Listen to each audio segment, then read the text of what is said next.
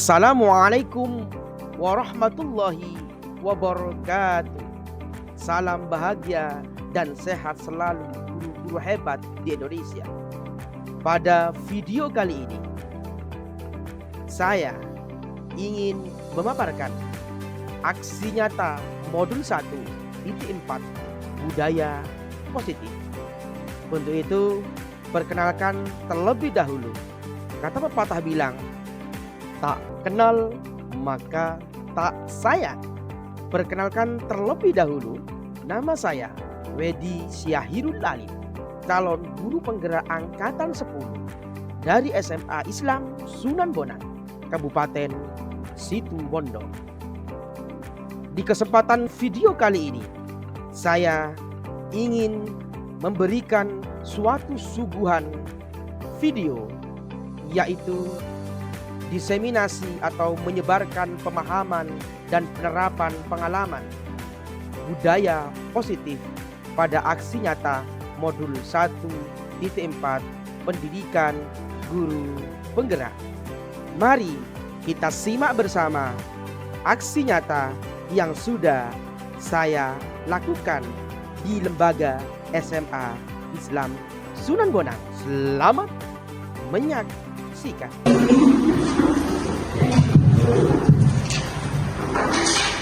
Assalamualaikum warahmatullahi wabarakatuh.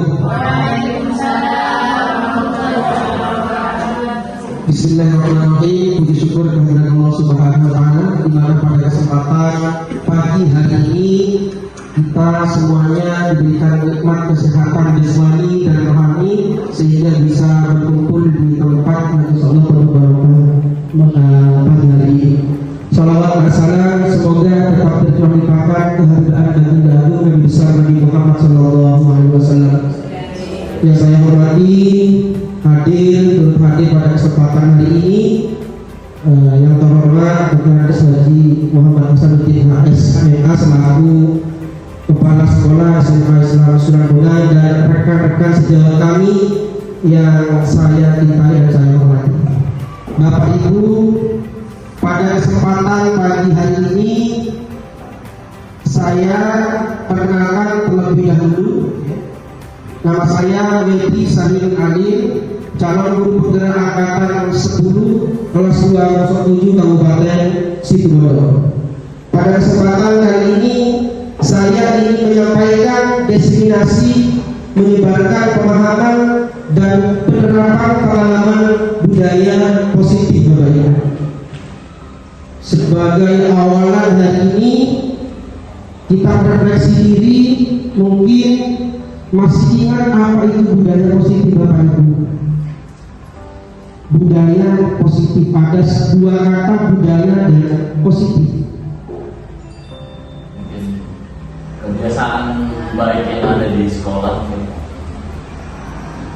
Ya, terima kasih Pak izin. Mungkin budaya positif dalam pandangan kami, sepengetahuan kami adalah kebiasaan-kebiasaan baik yang dilaksanakan di sekolah guna membiasakan siswa, dalam hal ini sebagai contoh mungkin S3 kemudian mengucap salam dengan dewan guru, kemudian kalau di sini ada sabtu bersih seperti itu, termasuk. Terima kasih. Ya, terima kasih Pak Supri, yang benar sekali. Budaya positif yang dijelaskan oleh Pak Supri tadi merupakan bagian dari program-program yang sudah kita jalankan di lembaga SMA Islam Sunan Bonang. Tetapi di sini kita akan secara jelas, secara kompleks membahas tentang budaya positif yang harus kita yakini, yang harus kita jalani khususnya di kelas kita Bapak Ibu. Ya, contohnya keyakinan, kemudian kesepakatan di kelas, seperti halnya nanti di kelasnya kalian tidak boleh terlambat, yang terlambat nanti sama Bapak Ibu dihukum dan sebagainya. Itu merupakan bagian dari budaya-budaya positif yang harus ada di kelas kita maupun di sekolah Bapak Ibu. Kemudian konsep inti dari budaya positif pertama adalah perubahan paradigma belajar, kemudian disiplin positif, nilai-nilai kebijakan, kemudian kebutuhan dasar manusia, motivasi perilaku manusia, posisi kontrol guru, keyakinan kelas, dan segitiga restitusi. 8 poin ini akan kita bahas pada pertemuan pemaparan budaya positif kepada Bapak Ibu Dewan Guru. Kita ke poin pembelajaran dengan paradigma baru. Ya. Pembelajaran dengan paradigma baru merupakan pembelajaran yang dirancang berdasarkan prinsip pembelajaran berdiferensiasi. Bapak Ibu paham tentang berdiferensiasi? Ini merupakan satu kata yang umum sempat atau sering diucapkan oleh Bapak Ibu Dewan Guru di Guru Merdeka. Pembelajaran lagi. Jadi mengecek lagi dengan praktek kira-kira sudah tepat apa tidak, kalau belum itu nanti kita perbaiki namanya. Jadi misalnya pengucapannya seharusnya nanti seperti ini, mungkin kelirunya ada di sini. Biasanya kalau kebiasaan saya di kelas itu akan bersama dengan anak didik yang lebih aktif. Jadi ngontrolnya tidak semua murid, misalnya jumlahnya 25 di kelas, itu tidak semuanya langsung saya kontrol semua, tidak. Misalnya saya akan pilih 3 orang yang menurut saya kesalahannya hanya sedikit, diperbaiki, nanti dengan teman yang lainnya bisa ngajarin gitu. Itu pengalaman saya pribadi. Terima kasih. Terima kasih jawaban yang luar biasa. Tepuk tangan dulu Bapak Ibu untuk Bu Rosa. Teori kontrol yang dilakukan oleh Bu Rosa sendiri, utamanya maafin bahasa Inggris ya Bu.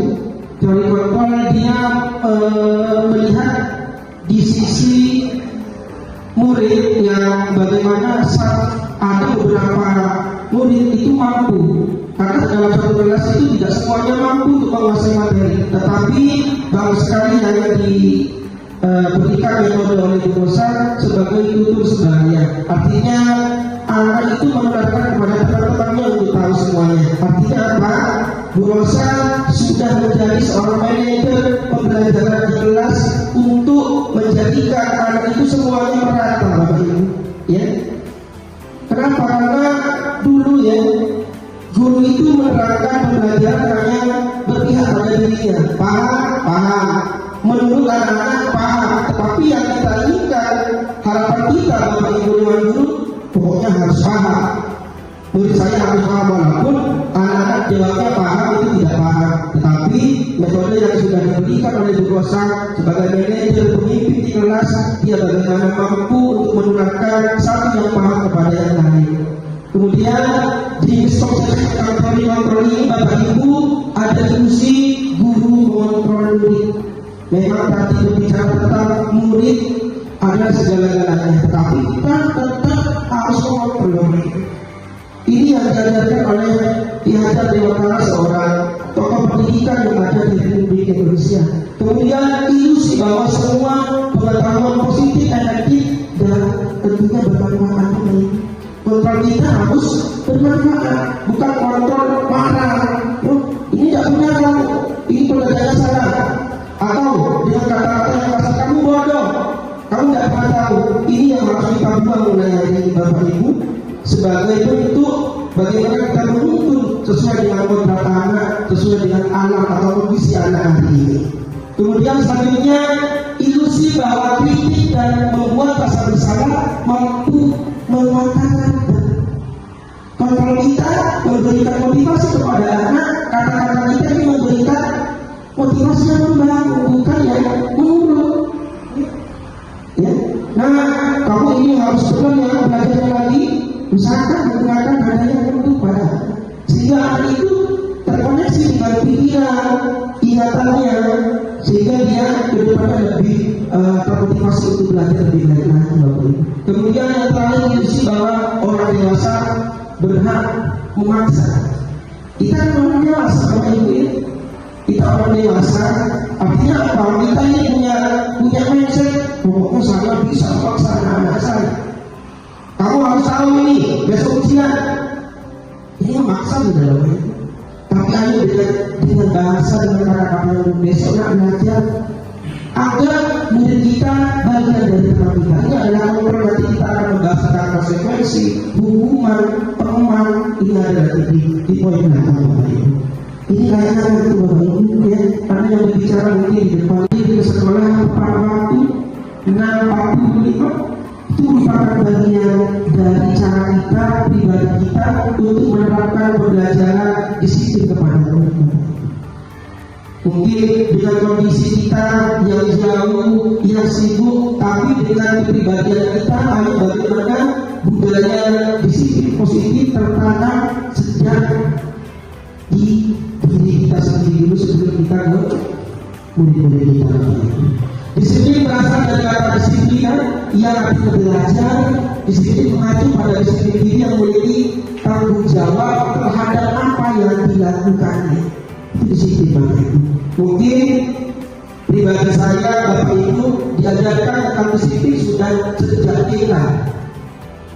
Ya, sejak TK. Nah, silakan kakinya sana, yang atas dipaskan yang pas dengan lubangnya kakinya, yang salah di atas di bawah. Itu sudah disiplin kita untuk cara berpakaian yang benar. Nah, kamar mandinya di mana? Anak kita tanya waktu di TK, diarahkan oleh gurunya atau bundanya, diarahkan kamar mandinya di sana. Kalau bisa diarahkan. Karena kebiasaan disiplin positif ini sudah ada sejak kita baru lahir, kemudian akan terus kepada pola pikir anak. Kemudian disiplin positif merupakan salah satu cara Bapak Ibu menerapkan disiplin yang bertujuan untuk menumbuhkan kesadaran serta memberdayakan peserta didik tanpa imbalan dan penghargaan. Ini yang harus kita pahami ya. Bukan disiplin itu harus dapat hadiah dari Bapak Ibu. Kalau anak-anak hari ini dapat sekolah dikasih hadiah, maka di hari esok anak-anak itu akan disiplin apabila diberikan hadiah.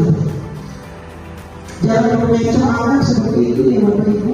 Di kelas kamu nilainya benar, nanti kalau dikasih mangkes 1 kilo, maka anak itu akan benar di kemudian hari pada sekolah otaknya. Di kemudian hari dia akan benar cara belajarnya apabila dikasih mangkes. Ini yang berikut Bapak Ibu.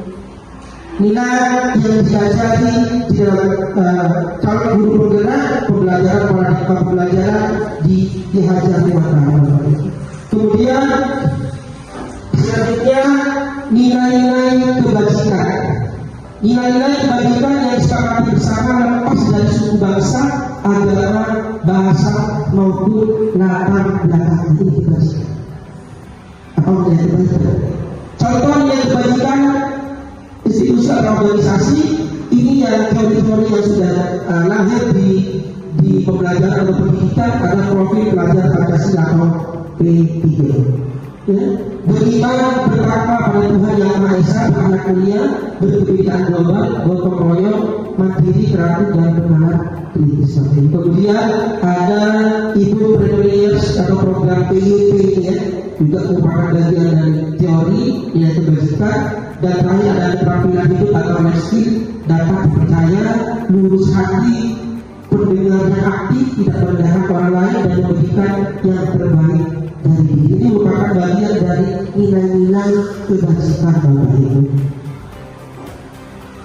Kebutuhan dasar manusia, tentunya sama dengan kita Bapak Ibu. Kebutuhan dasar manusia. Kebutuhan dasar manusia adalah segala sesuatu yang kita lakukan untuk mendapatkan apa yang kita inginkan. Kebutuhan dasar kita hidup Bapak Ibu ya. Kalau mau hidup harus makan Bapak Ibu. Berarti kebutuhan itu bertahan hidup. Kalau mau bertahan hidup kita harus makan dan hidup. Bagaimana cara mau bertahan hidup? Inilah perjalanan proses yang harus kita pahami di dalam memahami kebutuhan dasar manusia. Baik terpenuhi apapun tidak terpenuhi. Baik sisi positif negatifnya apabila tidak terpenuhi seperti apa. Kemudian seluruh tindakan yang kita lakukan serta memberdayakan peserta didik tanpa imbalan dan penghargaan. Ini yang harus kita pahami ya. Bukan disiplin itu harus dapat hadiah dari Bapak. Kalau anak-anak hari ini datang sekolah dikasih hadiah, maka di hari esok anak itu akan disiplin apabila diberikan hadiah. Jangan mengecoh anak seperti itu ya Bapak Ibu. Di kelas kamu nilainya benar, nanti kalau dikasih kes 1 kilo, maka anak itu akan benar di kemudian hari pada sekolah otaknya. Di kemudian hari dia akan benar cara belajarnya apabila dikasih kes. Ini yang berikut Bapak Ibu. Nilai yang diajari di dalam calon guru penggerak pembelajaran paradigma pembelajaran dihajar lewat Bapak Ibu. Kemudian selanjutnya nilai-nilai kebajikan.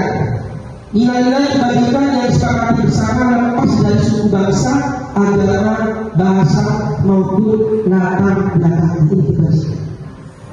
Apa nilai kebajikan? Contoh nilai kebajikan institusi atau organisasi ini yang teori-teori yang sudah lahir di pembelajaran atau pendidikan pada profil pelajar Pancasila atau P3. Ya.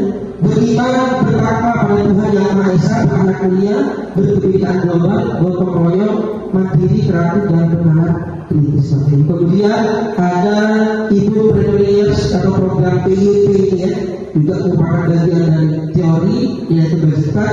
Dan terakhir ada keterampilan hidup atau life skill, dapat dipercaya, lurus hati, pendengarnya aktif, tidak merendahkan orang lain dan memberikan yang terbaik dari diri. Ini merupakan bagian dari nilai-nilai kebajikan Bapak Ibu. Kebutuhan dasar manusia, tentunya sama dengan kita Bapak Ibu. Kebutuhan dasar manusia. Kebutuhan dasar manusia adalah segala sesuatu yang kita lakukan untuk mendapatkan apa yang kita inginkan. Kebutuhan dasar kita hidup Bapak Ibu ya. Kalau mau hidup harus makan Bapak Ibu. Berarti kebutuhan itu pertama hidup. Kalau mau bertahan hidup kita harus makan dan minum. Bagaimana cara untuk bertahan hidup? Inilah perjalanan proses yang harus kita pahami di dalam memahami kebutuhan dasar manusia. Baik terpenuhi apapun tidak terpenuhi. Baik sisi positif negatifnya apabila tidak terpenuhi seperti apa.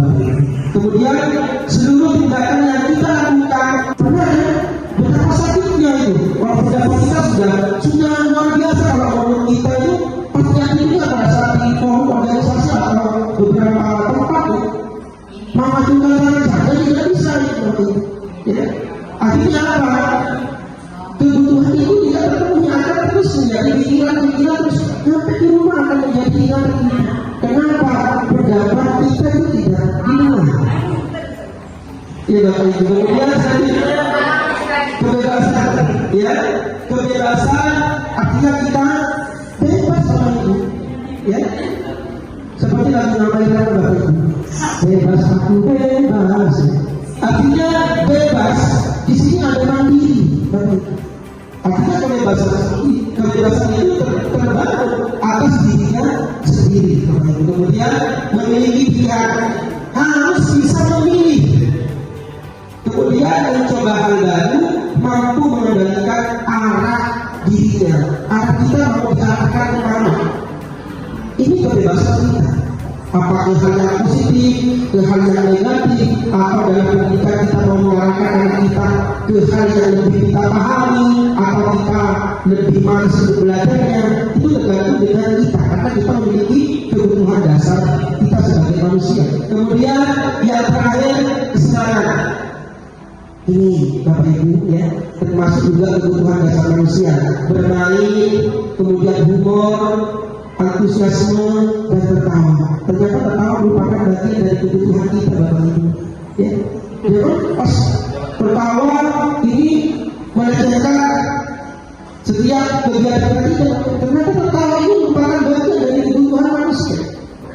Artinya apa Bapak Ibu? Dengan tertawa mungkin akan melepas rasa penat dan rasa capek. Inilah kebutuhan dasar manusia yang harus kita penuhi.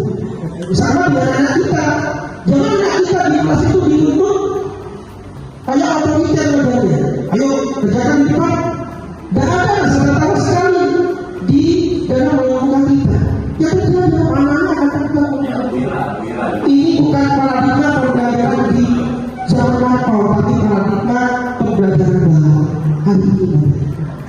Berikan sebelum belajar ikhlas dengan karakter kita sehingga potensi lahir di dalam diri anak. Kemudian selanjutnya motivasi perilaku manusia untuk menghindari ketidaknyamanan atau hukuman. Kemudian ini bagian dari motivasi ekstrinsik yang berasal dari luar. Kemudian untuk mendapatkan imbalan atau penghargaan dari orang lain ini yang dari luar. Harapan saya nanti kalau sudah dapat peringkat pasti saya dikasih hadiah. Ini kan bermotivasi dari luar. Tetapi juga musik ini merupakan poin terpenting di dalam membangun karakter anak itu. Untuk menjadi orang yang mereka inginkan dan menghargai diri sendiri dengan nilai-nilai yang mereka percaya, ini yang harus kita tahu pada peserta didik kita yang lahir dari dalam diri kita sendiri. Itu seperti ini. Kemudian selanjutnya Bapak Ibu, kita berbicara tentang hukuman, konsekuensi dan restitusi. 3 poin ini kita kenal dengan teori konsepnya. Yang pertama, mungkin Bapak Ibu pernah melaksanakan, pernah melakukan hukuman Bapak Ibu. Hukuman ini secara teori menerangkan bahwa hukuman ini tidak ada aturannya, tapi langsung start di tempat. Tadi tidak ada, tapi langsung kamu semacam kamu berdiri di ruang kelas, ini langsung hukuman Bapak. Lagi di lapangan upacara, ini secara langsung ini merupakan bagian dari hukum. Tidak berencana, tiba-tiba ada masuk konsekuensi kelas kita apa? Berarti kalau kamu tidak masuk, tidak boleh ikut dalam pembelajaran saya hari ini. Itu merupakan kesepakatan kelas ini yang terbangun oleh Bapak Ibu guru bersama murid-murid kita di kelas. Kemudian yang terakhir tentunya ada restitusi Bapak Ibu. Ada hukuman, ada konsekuensi, ada restitusi. Anak-anak itu bagaimana termotivasi untuk merubah dirinya Bapak Ibu. Ada hukuman, ada konsekuensi. Jangan hanya terus anak dihukum, anak terus dikasih peringatan seperti itu. Tapi bagaimana dia mau bisa berubah Bapak Ibu. Karena anak kita merupakan bagian terpenting di dalam ruhnya seorang penuntut. Kemudian proses menciptakan kondisi bagi murid untuk memperbaiki kesalahan. Kalau anak tidak direstitusi, maka anak itu tidak akan pernah memperbaiki kesalahannya. Nanti saya tayangkan beberapa video yang sudah kami lakukan untuk pemahaman tentang segitiga restitusi Bapak Ibu. 5 posisi kontrol guru. Ini penghukum, ya. Seperti di gambar itu, penghukum itu ya menghukum, ya. Pembuat merasa bersalah. Kalau kamu nanti tidak mengerjakan tugas saya, kamu akan diberikan nilai yang sangat kecil. Merasa bersalah. Kemudian anak itu merupakan bagian tengah. Ya, kamu belajar. Nah, kamu besok mengerjakannya. Tugasnya baik. Berarti kita ada keyakinan bahwa anak anggapannya guru itu adalah teman kita. Kita anggapannya adalah teman kita. Sebagai teman. Kemudian juga tetap sebagai pemantau pilihan. Dan yang terakhir adalah seorang manajer pemimpin di kelas. Kemudian selanjutnya ya istri di rumahnya. Penerapan 5 posisi kontrol guru. Ya, ini ada kasus siswa tidak memakai atribut lengkap saat upacara bendera. Kasusnya ini Bapak Ibu. Hormat pada bendera selama 1 jam. Ini menghukum Bapak Ibu. Karena tidak ada konsekuensi kesepakatan di awal Bapak Ibu. Langsung tiba-tiba kamu yang terlambat tidak mengikuti upacara bendera berdiri di depan bendera rumah. Ini menghukum Bapak Ibu. Kemudian berapa kali ibu atau bapak harus memberitahukan kamu selalu saja mengecewakan ibu dan bapak. Ini membuat merasa bersalah baginya yang sudah ditolak oleh kita Bapak Ibu. Anak-anak itu berkata-kata bertanya-tanya, saya ini merasa bersalah. Bapak bapak guru atau ibu guru saya itu sudah memberikan kepercayaan kepada kita, tapi kita dari sia-sia. Artinya merasa bersalah sama itu. Ya. Kemudian selanjutnya,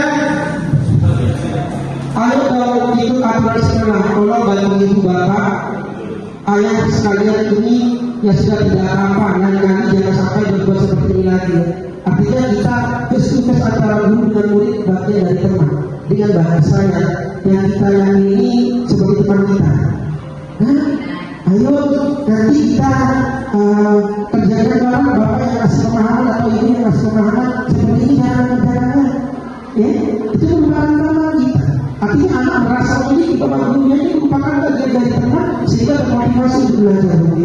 Kemudian kamu sudah melanggar peraturan sekolah, kamu tahu konsekuensinya. Betul.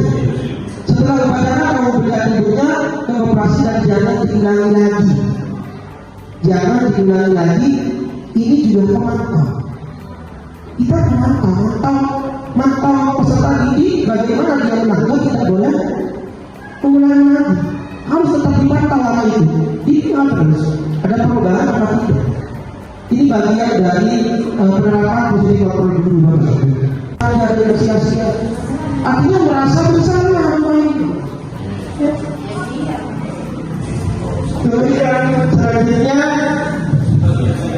ayo kalau ikut aturan sekolah, kalau bagi ibu bapak, ayah sekalian ini ya sudah tidak apa-apa, lain-lain jangan sampai berbuat seperti ini lagi. Artinya kita tugas antara guru dan murid bagian dari teman, dengan bahasanya yang kita yakini sebagai teman kita. Nah, ayo nanti kita kerjakan bareng, bapak yang ngasih pemahaman atau ibu yang ngasih pemahaman seperti ini jangan. Ya, itu merupakan teman kita.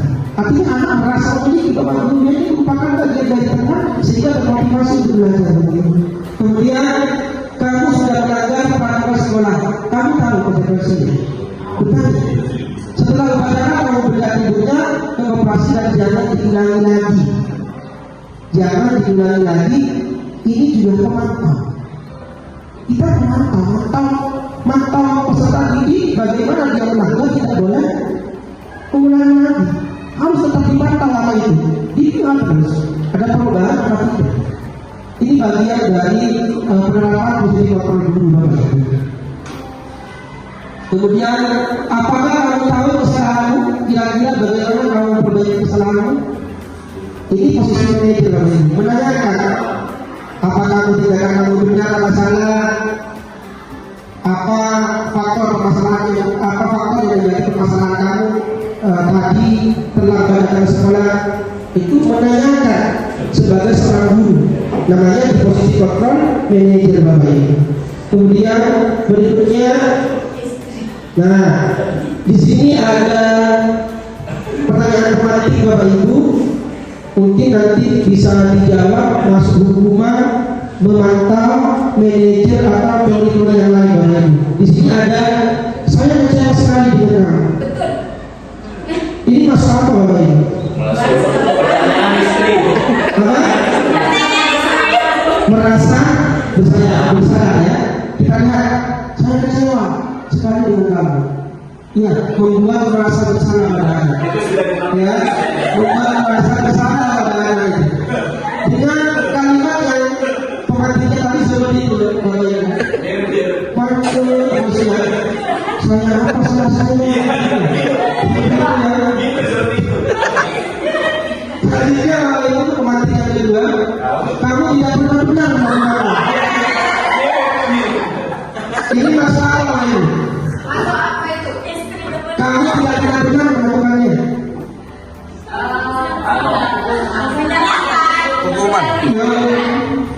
Iya bapak ibu, bersalah lagi.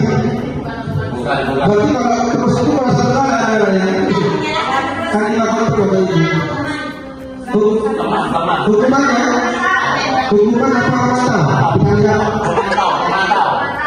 Penghukum bapak ibu. Penghukum tidak hanya mentok bapak ibu, tidak hanya mentok. Berarti juga tersentuh bapak ibu. Asal kita lagi. Ya. Kemudian pematik yang kecil bapak ibu. Apa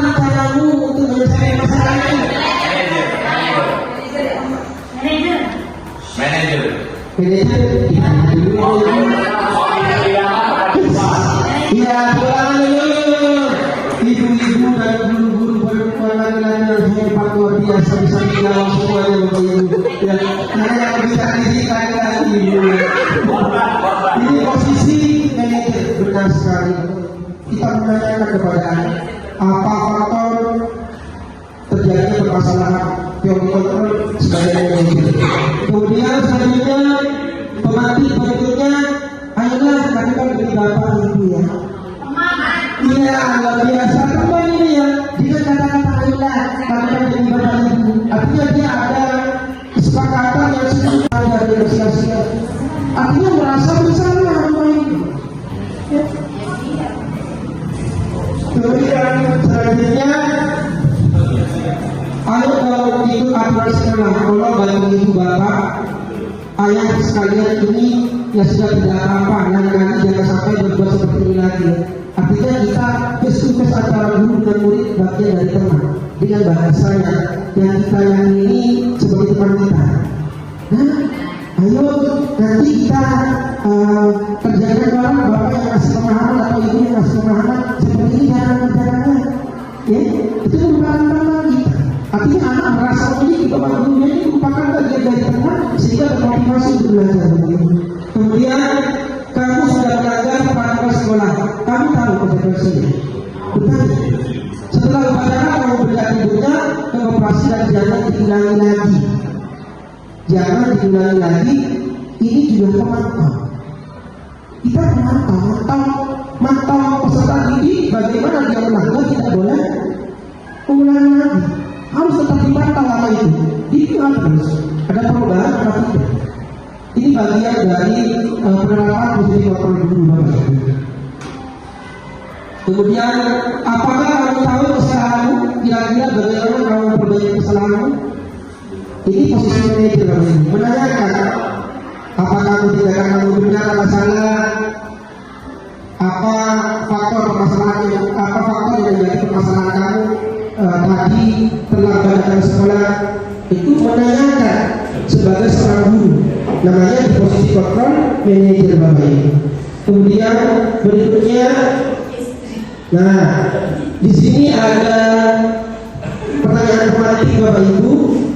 Mungkin nanti bisa dijawab masuk hukuman, memantau, manajer atau teori-teori yang lain Bapak Ibu. Di sini ada, saya percaya sekali dengan kamu. Ini masuk apa Bapak Ibu? Pertanyaan istri. Apa? Merasa bersalah ya. Kita lihat, saya kecewa sekali dengan kamu. Ya, membuat merasa bersalah pada anak. Ya, membuat merasa bersalah pada anak. Dengan kalimat yang pemantiknya tadi seperti itu, Bapak Ibu. Saya apa salah saya? Tadinya itu pemantik yang kedua, kamu tidak benar-benar melakukan. Ini masalah ini. Kamu tidak benar-benar melakukannya. Hukuman. Iya Bapak Ibu, bersalah lagi. Bukan. Berarti kalau terus itu merasa salah ya. Kali lakukan Bapak Ibu. Hukumannya, hukuman apa mata? Kita lihat. Bapak Ibu. Penghukum tidak hanya mengucap Bapak Ibu, tidak hanya mengukur, bahkan juga seperti Bapak Ibu. Asal tidak lagi. Ya, kemudian pemantik yang ketiga Bapak Ibu, apa rencanamu untuk menyelesaikan masalah ini? Manajer. Manajer, iya, pulang dulu. Ibu-ibu dan guru-guru berkelanjutan yang hebat luar biasa bisa menjawab semuanya Bapak Ibu. Ya, karena yang bisa disikan lagi Ibu. Ini posisi manajer benar sekali. Kita menanyakan kepada apa faktor terjadinya permasalahan teori kontrol sebagai manajer. Kemudian selanjutnya pemantik berikutnya, ayolah lakukan beri Bapak Ibu ya. Iya, luar biasa teman ini ya. Dia kata-kata ilah, kata dari Bapak Ibu. Artinya dia ada kesepakatan yang sudah bahasa orang Madura, orang silakan untuk mengenal Pak Mate. Itu sudah terkenal.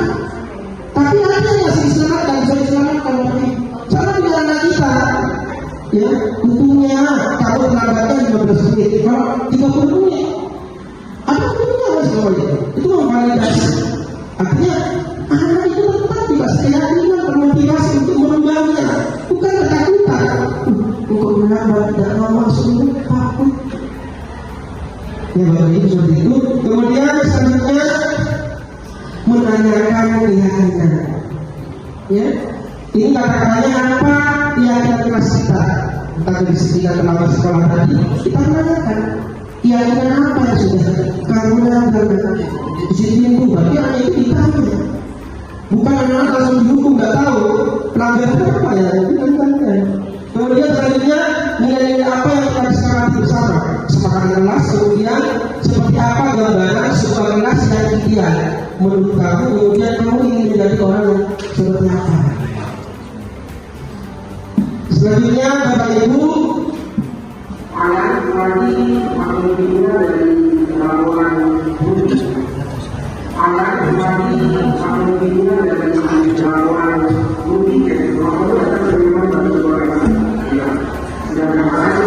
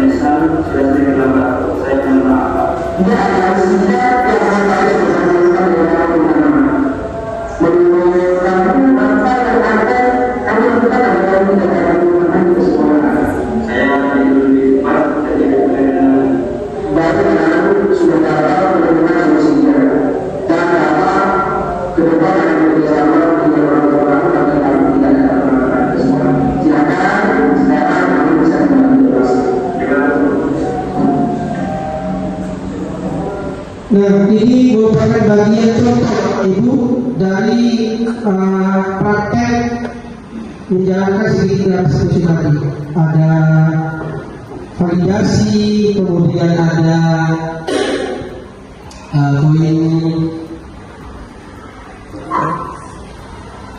validasi, menstabilkan identitas, kemudian menanyakan keyakinan kelas. Ini merupakan bagian yang sudah saya coba praktekkan kepada peserta didik. Artinya anak-anak di ujung atau di akhir interogasi kita atau seorang manajer, guru seorang manajer, itu anak akan merasa berpikir dia tidak akan melakukan kesalahan lagi. Tetapi kita sebagai guru juga tetap memantau anak itu, seorang anak tadi kejadian itu adalah alat itu datang terlambat ke sekolah, ya sering datang terlambat ke sekolah. Saya tanya kenapa anak terlambat, karena main HP anak, akhirnya masuk datang ke sekolah. Sehingga saya bagaimana solusinya, ternyata sekali menjawab tadi solusinya biar tidak terlambat lagi datang ke sekolah. Seperti apa gambaran sebuah kelas yang ideal menurut kamu, kemudian kamu ingin menjadi orang yang seperti apa. Selanjutnya Bapak Ibu, anak lagi mengambilnya dari laporan bukti. Anak lagi mengambilnya dari laporan bukti. Laporan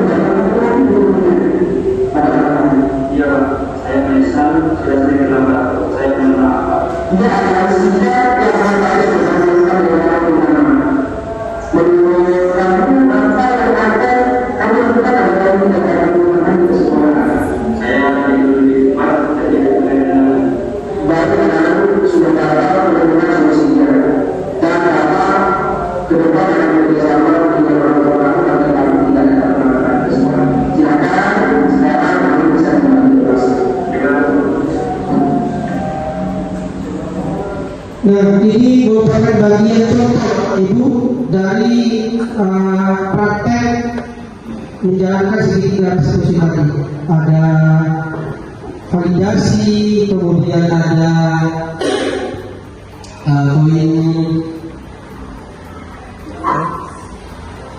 validasi, menstabilkan identitas, kemudian menanyakan keyakinan kelas. Ini merupakan bagiannya yang sudah saya coba praktekkan kepada peserta didik. Artinya anak-anak di ujung atau di akhir interogasi kita, seorang manajer, guru seorang manajer, itu anak akan merasa berpikir dia tidak akan melakukan kesalahan lagi.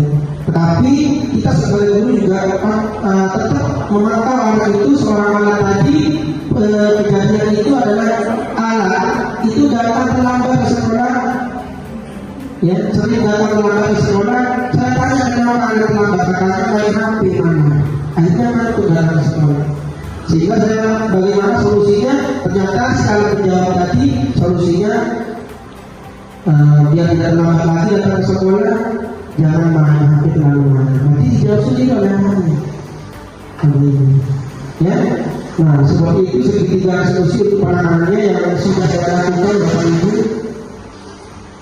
Sebagai penutup Bapak Ibu, dalam penerapan program disiplin positif, hendaknya guru memiliki standar kepribadian profesional dan sosial yang baik, di mana guru mampu merefleksikan dirinya dalam posisi kontrol saat ini. Bagaimana penjelasan dirinya sebagai anom atau manajer yang menuntut murid-muridnya menjadi insan yang mandiri, merdeka, dan bertanggung jawab. Ini standar nasional pendidikan yang baik. Mungkin sebagai penutup kita merefleksikan diri. Ada pertanyaan dari penjelasan tentang budaya positif yang sudah saya laksanakan hari ini Bapak Ibu. Silakan. Restitusi tadi ada validasi, kemudian ada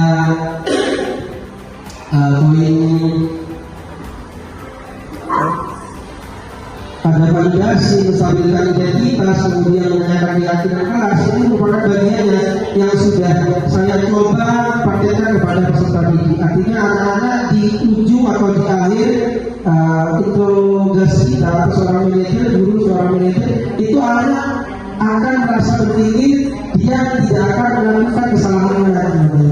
Tetapi kita sebagai guru juga tetap memantau anak itu, seorang anak tadi kejadian itu adalah alat itu datang terlambat ke sekolah, ya sering datang terlambat ke sekolah. Saya tanya kenapa anak terlambat, katanya main HP mana, akhirnya masuk datang ke sekolah. Sehingga saya bagaimana solusinya, ternyata sekali menjawab tadi solusinya biar tidak terlambat lagi datang ke sekolah, jangan main HP terlalu lama. Nanti dijawab sendiri oleh anaknya. Ya, nah seperti itu segitiga restitusi untuk penanganannya yang sudah saya lakukan Bapak Ibu.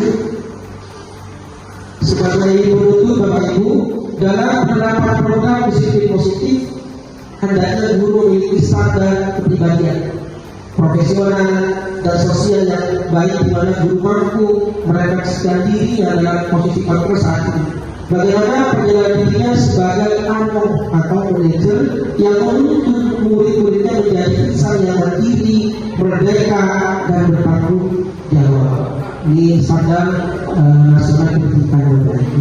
Mungkin sebagai penutup kita merefleksikan diri. Ada pertanyaan dari penjelasan tentang budaya positif yang sudah saya laksanakan hari ini Bapak Ibu. Silakan. Ayo deh.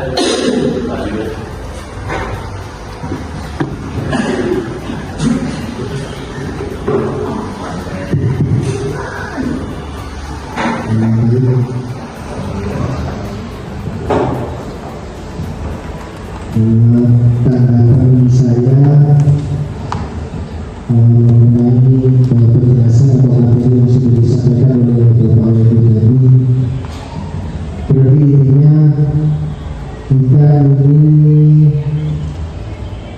tidak bisa langsung menyalahkan, menghakimi siswa yang memiliki kesalahan. Jadi kembali kita harus saya pernah mendengar Pak Wibi menyampaikan penjelasan dari pihak kedua saya. Kita harus menghamba pada di mana nantinya anak didik kita menjadi atau memiliki pribadi yang lebih baik yang awalnya kurang baik menjadi lebih baik. Jadi mungkin itu saja tanggapan dari saya. Intinya kita harus menghamba pada anak. Kekurangan dulu Bapak Ibu, terima kasih atas penjelasannya Pak Yuda.